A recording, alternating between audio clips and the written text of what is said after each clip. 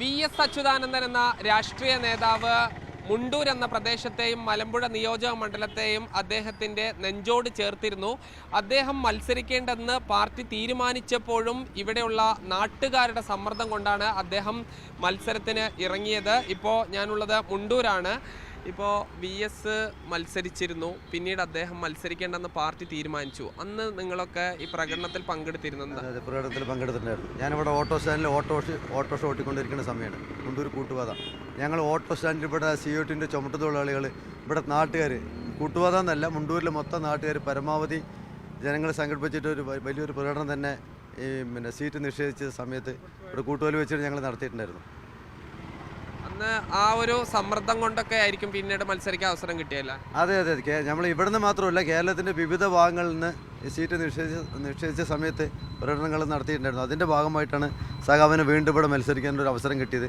ആ മത്സരിച്ച സമയത്ത് ഞങ്ങളെല്ലാവരും വീറും വാശിയോട് കൂടിയിട്ട് മൂപ്പിൻ്റെ ഭൂരിപക്ഷം കൂട്ടാൻ വേണ്ടിയിട്ട്, എന്ന് വെച്ചാൽ ഒരാൾ മത്സരിക്കുക എന്നുള്ളത് നമ്മളയാളുടെ ഭൂരിപക്ഷം, അദ്ദേഹത്തിൻ്റെ ഭൂരിപക്ഷം കൂട്ടാൻ വേണ്ടിയിട്ട് ഞങ്ങളെല്ലാവരും അവരവൻ്റെ പണിയടക്കം കളഞ്ഞിട്ട് പ്രവർത്തിച്ച ആൾക്കാരാണ്, പ്രത്യേകിച്ച് മുണ്ടൂർ ഈ കൂട്ടുപാത പ്രദേശത്തിലുള്ള ആൾക്കാർ.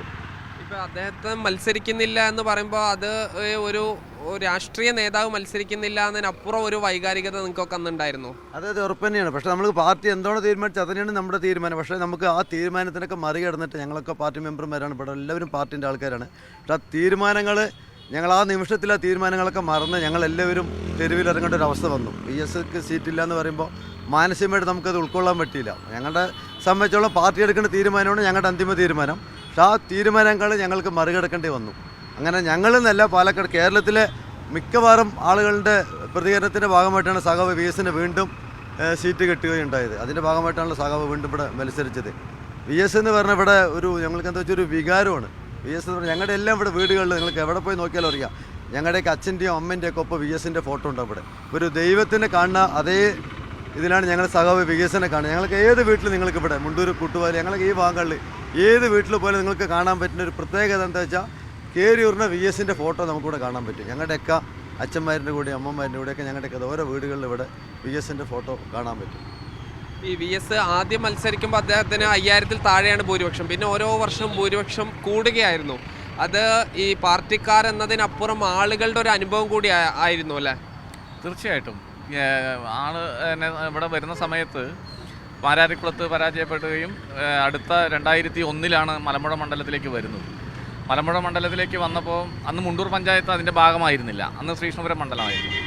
പക്ഷേ അന്ന് ആ മണ്ഡലത്തിൽ 5000-ൽ ചില്ലാനും വോട്ടിനാണ് സതീശൻ പാച്ചാനിയോട് ജയിക്കുന്നത്. പിന്നീട് മുണ്ടൂർ കൂടെ ഡിലിമിനേഷൻ വന്നപ്പോൾ മുണ്ടൂർ കൂടെ അതിൽ ആഡ് ചെയ്തു. അതുമാത്രമല്ല, അദ്ദേഹത്തിൻ്റെ ആ കാലഘട്ടത്തിലെ പ്രതിപക്ഷ നേതാവ് എന്ന നിലയിലുള്ള അദ്ദേഹത്തിൻ്റെ പ്രവർത്തനം കേരള ജനത ഒന്നാകെ ഈ നേതാവിൻ്റെ പിന്നിൽ അണിനിരക്കുന്ന ഒരു സാഹചര്യം ഉണ്ടായി. അത് തീർച്ചയായിട്ടും മലമ്പുഴ മണ്ഡലത്തിൻ്റെ വികസന കാര്യങ്ങളിലും എല്ലാത്തിലും വളരെയേറെ ശ്രദ്ധയാണ്. എനിക്ക് വ്യക്തിപരമായ കാര്യങ്ങളിൽ തിരുവനന്തപുരത്ത് പോകുമ്പോഴും ഒക്കെ, ഞാൻ തിരുവനന്തപുരത്ത് വർക്ക് ചെയ്തിട്ടുണ്ടായിരുന്ന ആളാണ്. സർവീസ് 2001 പണിമുടക്കുമായി ബന്ധപ്പെട്ടൊക്കെ ഞാൻ തിരുവനന്തപുരത്ത് ഒരു കേസിന് പോയപ്പോൾ എൻ്റെ അടുത്ത് വളരെ മോശമായൊരു ഉദ്യോഗസ്ഥൻ പെരുമാറിയപ്പോൾ അന്ന് വി.എസിനാണ് ഞാൻ പോയിരുന്നത്. വി.എസ് അപ്പോൾ തന്നെ വിളിച്ച് വളരെയേറെ ശകാരിക്കുന്ന ഒരു ഇതുണ്ട്. അങ്ങനെ ഞങ്ങൾക്കൊക്കെ വ്യക്തിപരമായ രീതിയിൽ പോലും സഖാവിൻ്റെ ഇടപെടലുകൾ ഞങ്ങൾക്ക് ഉണ്ടായിട്ടുണ്ട്. അത് തീർച്ചയായും ഞങ്ങളൊക്കെ വളരെയേറെ ഒരു നഷ്ടമായിട്ടാണ് ഞങ്ങൾക്ക് ഫീൽ. ഞങ്ങളുടെ ഒരു കുടുംബത്തിലൊരു അംഗം നഷ്ടപ്പെടുന്ന ഒരു സാഹചര്യമാണ്. നിങ്ങളിപ്പോൾ ഈ ഓട്ടോ തൊഴിലാളികൾ അടക്കമുള്ള ആളുകൾ എങ്ങനെയാണ് കാണുന്നത്? ഞങ്ങളുടെ ഒരു തീരാ നഷ്ടമായിട്ടാണ് വി.എസ് പോയതിൽ ഞങ്ങൾക്ക് പറയാനുള്ളത്. കുട്ടിക്കാലം മുതൽ ഞങ്ങളുടെ ഓർമ്മയിൽ നിൽക്കുന്ന ഒരു സഖാവായിട്ടാണ് ഞങ്ങൾ കണ്ടിരിക്കുന്നത്.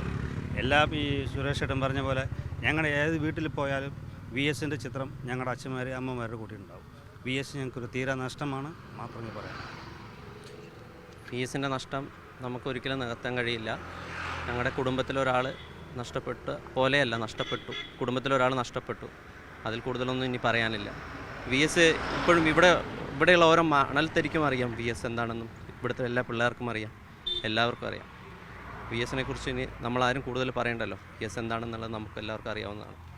എന്തായാലും ഒരു നൂറ്റാണ്ടിൻ്റെ അന്ത്യമാണ് വി.എസിലൂടെ ഉണ്ടായിരിക്കുന്നത്. വി.എസിന് ഏറ്റവും പ്രിയപ്പെട്ട നാട്ടിൽ അദ്ദേഹത്തെ ഏറ്റവും കൂടുതൽ സ്നേഹിക്കുന്ന മനുഷ്യരാണ് നമ്മളുമായി അവരുടെ ഓർമ്മകൾ പങ്കുവെച്ചത്. ഷിജു ചിറ്റൂരിനൊപ്പം സാജിദ് ഇസ്മൽ, മീഡിയ 1 പാലക്കാട്.